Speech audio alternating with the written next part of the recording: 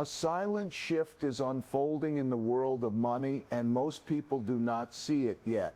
Prices climb month after month, currencies buy less each year, government debt grows at a speed never seen before in history. These are not random events. These are signals that the global money system is under stress. This is not a normal phase of inflation that comes and goes. This is not a small economic slowdown that fixes itself with time. This is a deeper change, a change in the monetary order that has controlled the world for more than 70 years. The system that made the dollar the center of global trade is starting to show cracks. Central banks, the very institutions that created trust and paper money, are now behaving in ways that reveal their own fear. Record amounts of gold are being purchased quietly. Countries are making trade deals without using the dollar. Financial alliances are forming that did not exist a decade ago. These are not headlines that trend on social media. These are quiet moves happening behind closed doors, and they carry serious meaning for the future of savings, salaries, and purchasing power. Daily life already feels different. Groceries cost more, rent rises faster than income, interest rates swing up and down, savings that once felt safe in a bank account now lose value without making a sound. At the same time, governments continue to print money to solve problems created by too much money in the system. This loop has never existed at this scale before. In the past, money was linked to gold, then that link was removed. Trust became the only backing of currency. Today, that trust is being tested. When trust weakens, the entire structure of the monetary system begins to shake. This is the part most people miss. Inflation is not the real story. Debt is not the real story. The real story is confidence, confidence in paper currency, confidence in central banks, confidence in a system built after World War II that made one currency the ruler of global trade. That confidence is slowly eroding, and history shows that when this happens, the outcome is never gentle. This video will break down what the monetary order really means in simple words. It will show why this time is different from past economic cycles. It will uncover lesser-known events, such as why central banks are stockpiling gold at record levels, why new trade routes are forming outside the dollar system, and why some countries are preparing for a future where the current rules of money may not apply. You will learn how previous monetary systems ended, what patterns repeat every time currencies lose value, and why ordinary people often suffer the most during these transitions, while asset owners quietly protect and grow their wealth. Most importantly, you will learn practical steps to protect yourself, your savings, and your future in a world where the value of money itself is changing. Very few people talk about this because it does not create instant panic. It creates slow realization, the kind that only becomes obvious when it is too late. By the end of this video, you will understand the warning signs that are already visible, the logic behind the actions of powerful financial institutions, and the mindset required to survive a shift that could last for many years. This knowledge is not about fear, it is about preparation. It is about seeing the direction of the world before it becomes obvious to everyone else. Stay with this video until the end because each part builds on the next, and the final section will give you a clear survival framework that you can apply in real life, starting today, without needing complex financial knowledge. Welcome to our channel, where we break down global finance into simple ideas that protect your future. Subscribe now and join a community that learns early, thinks clearly, and stays ahead of major economic shifts. Rules of money were redesigned after the Second World War in a way that most people never study but everyone lives under every single day.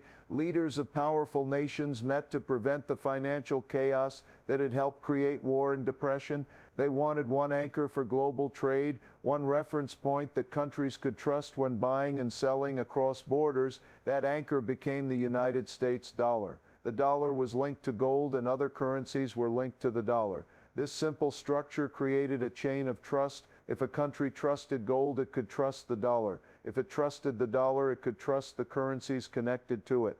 Over time, this system evolved, but the position of the dollar at the center remained even after the gold link was removed in 1971. The habit of the world did not change. Countries continued to trade in dollars. Contracts were written in dollars. International loans were given in dollars. Oil, the most important resource for modern economies, was priced in dollars. This created constant global demand for the American currency. No matter where you lived, your country needed dollars to function in global trade. Central banks around the world began to store dollars as part of their reserves.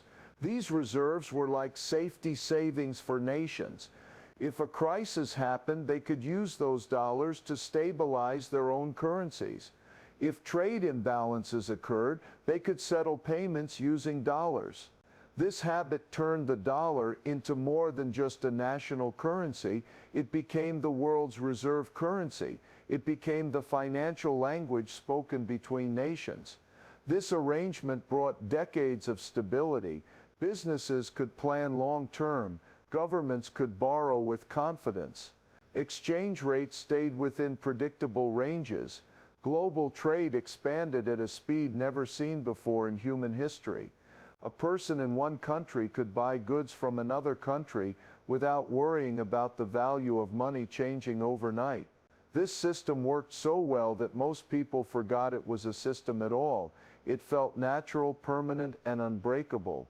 For more than 70 years, this structure acted like the foundation of a large building. Even when small financial crises happened, the foundation remained strong. The world trusted that the dollar would hold value. The world trusted that the United States, with its economic and military power, would protect this system. That trust allowed countries to hold large amounts of American debt, knowing it could be repaid. It allowed banks to move money across borders smoothly. It allowed oil-producing nations to sell energy in dollars and then invest those dollars back into American assets. This cycle reinforced itself again and again. Dollars went out into the world through trade and returned through investments. Stability fed stability, confidence fed confidence. Over time, the link between money and physical assets faded. Money became numbers on screens. Transactions became digital entries, but the belief in the system stayed alive because it had worked for so long. Most people never questioned why their savings were in paper currency. Most governments never questioned why their reserves were in dollars. It became tradition. It became habit. It became the normal way the world operated.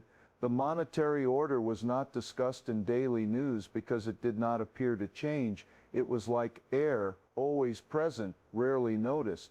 Then small cracks began to appear, slowly at first, almost invisible. Government debt started to rise in ways that had never happened before. The United States, Europe, and Japan began borrowing at levels that would have been considered dangerous in earlier decades.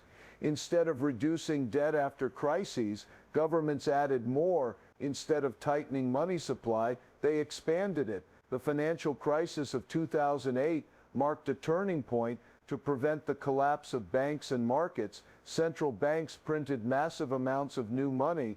They lowered interest rates close to zero. They injected liquidity into the system at a scale never tried before. The goal was to save the system, and in the short term it worked. Markets recovered, economies stabilized, but the long-term effect was a system dependent on constant money creation. Years later, in 2020, the world faced another crisis. This time, the response was even larger. Trillions of dollars were created in a very short period. Governments sent direct payments to citizens. Central banks bought bonds and assets to keep markets from falling. The speed of money creation shocked even experienced economists. The supply of currency expanded faster than the supply of real goods and services. Inflation followed. At first, officials called it temporary, then it stayed longer than expected. Prices rose across food, energy, housing, and basic needs. Even when inflation numbers started to come down, prices did not return to previous levels. Purchasing power had permanently shifted. At the same time, some countries began to quietly reduce their reliance on the dollar. Trade agreements started to include local currencies. Alliances like BRICS discuss creating systems outside the traditional dollar network. Nations under sanctions look for ways to trade without using the global banking system tied to the dollar. These moves were not loud announcements, they were careful steps taken one agreement at a time. The goal was not to destroy the dollar overnight, but to reduce dependence on it slowly. Each deal done without the dollar reduced its global dominance slightly. Another important signal appeared in central bank behavior. For decades, gold had been seen as an old asset, no longer necessary in a modern financial system. But recently, central banks began buying gold at record levels. This was not speculation, this was strategic reserve management. When the very institutions that manage fiat currency start increasing their gold holdings, it sends a message. Gold has no counterparty risk. It is not tied to any country's debt. It cannot be printed. It holds value outside the paper system. The quiet accumulation of gold by central banks shows preparation for uncertainty. When central banks stop trusting the system, you should pay attention. Government debt charts now rise almost straight upward. Interest payments on this debt grow larger each year. To pay old debt, new debt is issued. To keep economies running, more money is printed. This loop cannot continue forever without consequences. Trust in the ability of governments to manage this debt becomes weaker. Investors start questioning long-term value. Currency becomes less of a store of wealth and more of a tool for daily transactions. These changes are not like past recessions where the economy slows down and then recovers to normal. This is not a simple inflation phase that returns to stability after a few years. This is a deeper shift in how people and institutions view money itself. Fiat currency, which is money backed only by trust, depends entirely on belief in the system. When signs appear that this belief is weakening, the structure of the monetary order begins to change.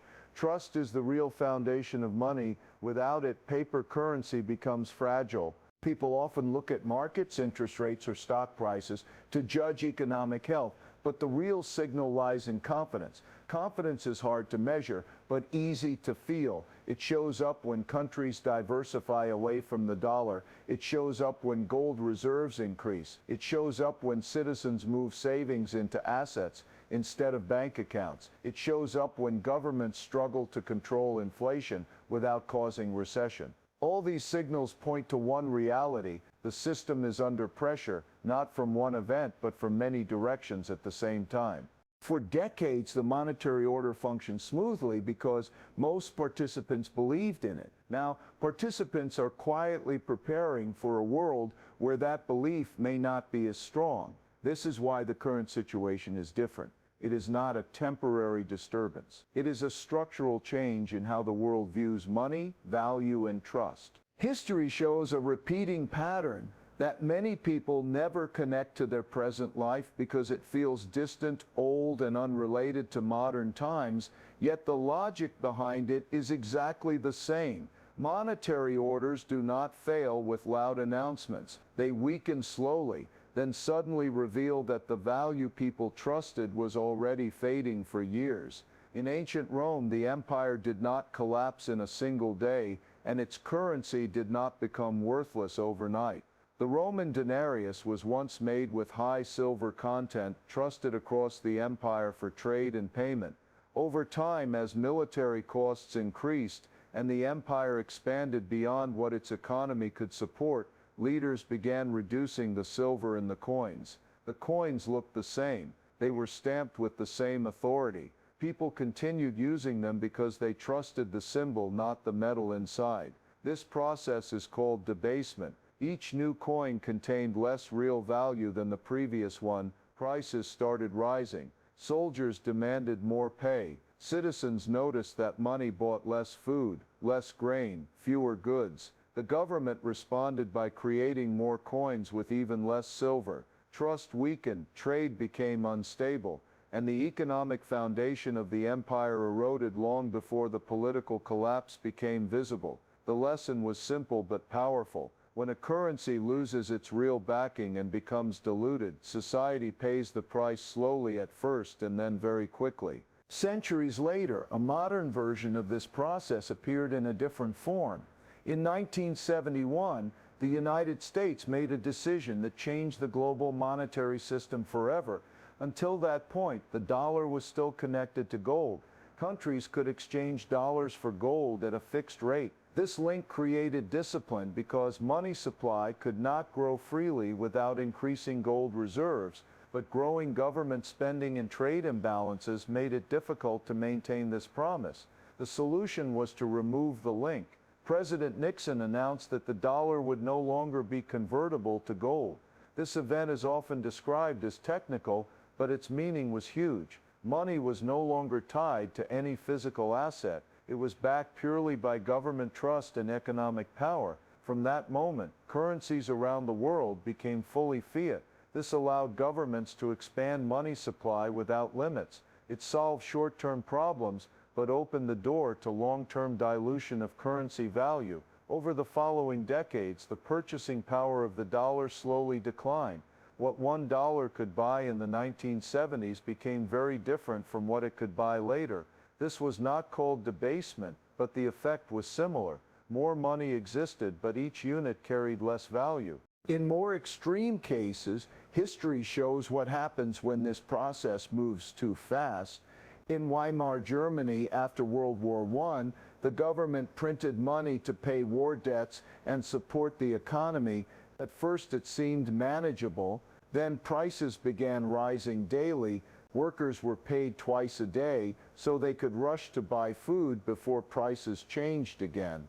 Savings built over a lifetime became worthless in months. People used cash as fuel for fires because it was cheaper than wood. Trust in currency disappeared completely. In Zimbabwe, a similar story unfolded decades later. Notes with huge numbers were printed, but they could not buy basic goods. Hyperinflation destroyed the middle class, wiped out savings, and forced people into survival mode. These are extreme examples, but they reveal the final stage of a monetary order when trust collapses fully. The pattern across all these cases remains consistent. Every monetary order ends the same way, with currency losing value. It may happen slowly over decades or rapidly within years, but the direction is always the same. Once confidence weakens, money becomes abundant, but real value becomes scarce. People holding currency feel poorer, even if the numbers in their accounts look larger. Prices rise not because goods become more valuable, but because money becomes less powerful. During these transitions, not everyone suffers equally. The people who depend entirely on salary income feel the pressure first. Their wages increase slowly while prices move faster. Each year they work the same hours, but can afford less comfort. Their effort stays constant, but their purchasing power declines. They often trust that banks and governments will maintain stability because that has been the experience for most of their lives. They keep savings in cash or bank accounts, believing it is safe. Over time, they realize that safety from theft does not mean safety from devaluation. The money remains in the account, but its real value shrinks quietly. The middle class feels this erosion deeply. They are careful savers. They avoid risky investments. They believe in discipline and patience. They store wealth in currency because it feels responsible. When inflation rises and currency weakens, they lose from both sides. Their expenses increase while their savings lose strength. Retirement plans based on fixed amounts become uncertain. Dreams planned for years become harder to achieve. This is not because they made bad decisions, but because they trusted a system that is changing. People who trust banks blindly also face challenges. Banks operate within the same monetary system. They hold assets tied to government debt and fiat currency. When the value of money declines, bank deposits do not protect purchasing power. In extreme cases, banks can even limit withdrawals during crises. This has happened in different countries at different times. The belief that money in the bank is always fully accessible and fully valuable depends on system stability. When that stability is under pressure, new risks appear that most people never considered. On the other side, some groups tend to benefit or at least protect themselves better during these periods. Asset owners often experience a different reality. Real estate, businesses, commodities, and productive land tend to rise in price when currency weakens. This does not mean these assets become magically more useful. It means they hold value better than paper money. Their prices adjust with inflation. Owners of these assets see numbers increase while cash holders see purchasing power decrease. Gold holders often remain protected because gold does not depend on any government promise. It cannot be printed. Its supply grows slowly for thousands of years. It has acted as a store of value during uncertain times. When confidence in currency declines, interest in gold rises naturally. This is why central banks themselves return to gold during periods of uncertainty. They understand that it sits outside the fiat system. People who hold scarce assets also benefit from this shift. Scarcity creates value that cannot be diluted easily. This includes natural resources, shares in strong companies, and even certain forms of knowledge and skills that generate income regardless of currency changes. These assets move with the economy rather than being weakened by it. Those who keep part of their wealth outside pure fiat savings tend to experience less damage. They understand that currency is a tool for exchange, not a long-term store of value during unstable periods.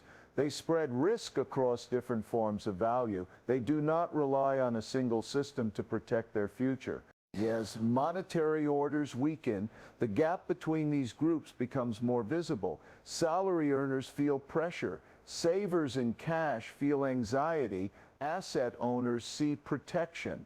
The difference is not intelligence or luck. It is position within the system. One group stands inside the weakening structure. The other stands partly outside it. Survival in a changing monetary environment does not require complex strategies or secret knowledge. It begins with simple shifts in how money is viewed and how savings are stored. The first step is reducing exposure to large cash balances that sit idle for long periods. Cash is useful for daily life, for emergencies, and for short-term needs. But keeping most wealth in currency during a time when currency is losing purchasing power creates silent loss. This loss does not show as a deduction on a bank statement. It appears slowly in the rising cost of living.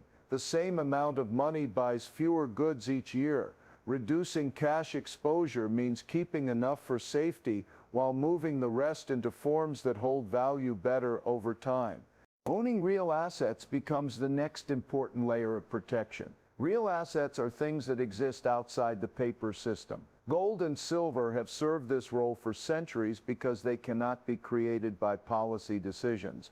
Their supply grows slowly and naturally. They carry value across borders and across generations. Land also stands in this category because it is limited and useful. Productive land can grow food, support housing, and create income. Shares of real companies that produce goods and services represent ownership in productive activity. These companies adjust their prices when costs rise, which helps protect value during inflation. The focus is not on speculation, but on ownership of things that remain useful regardless of currency changes. Avoiding high debt becomes equally important in this environment.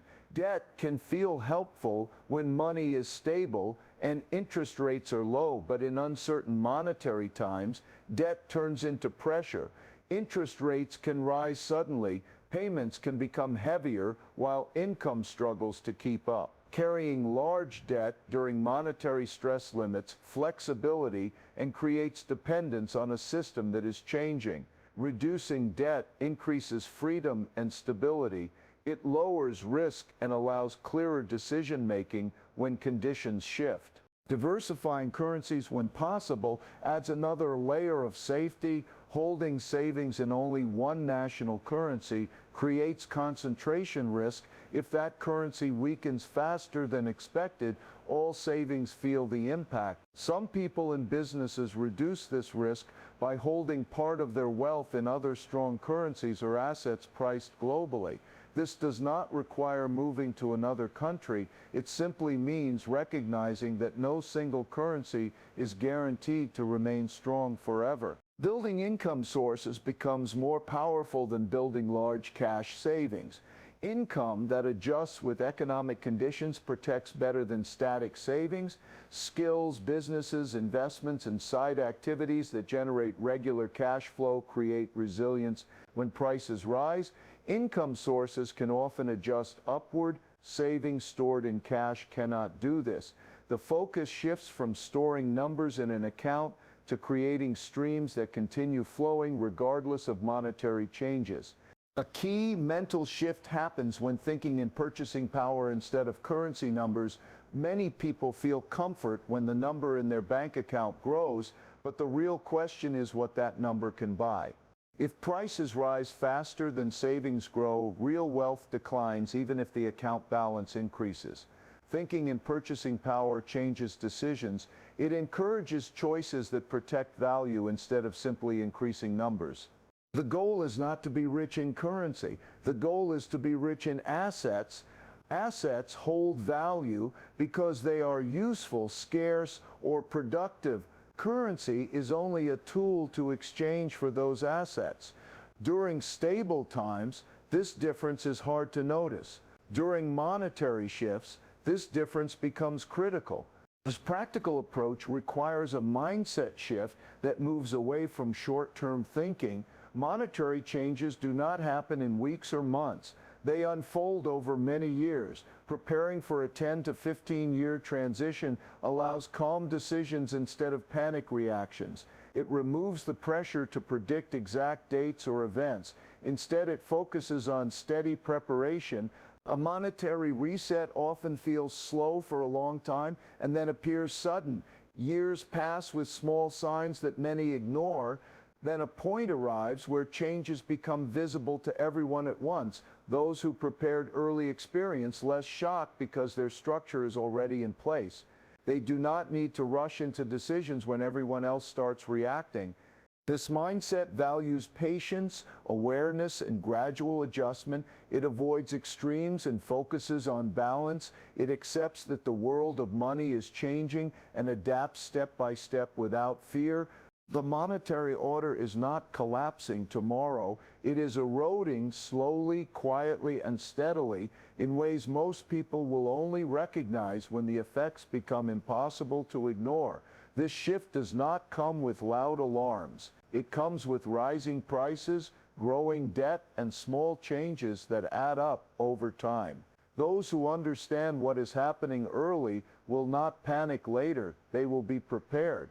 They will already be positioned in a way that protects their savings, their income, and their future. The difference between struggle and stability in the coming years will come down to awareness and action taken before the crowd reacts. This is not about fear. It is about understanding the direction of the world and adjusting calmly while there is still time. If this breakdown helped you see the bigger picture, make sure to subscribe to the channel for more simple and powerful explanations like this video, so more people can learn early. Share it with someone who needs to hear this, and in the comments tell us which asset you trust the most in times like these.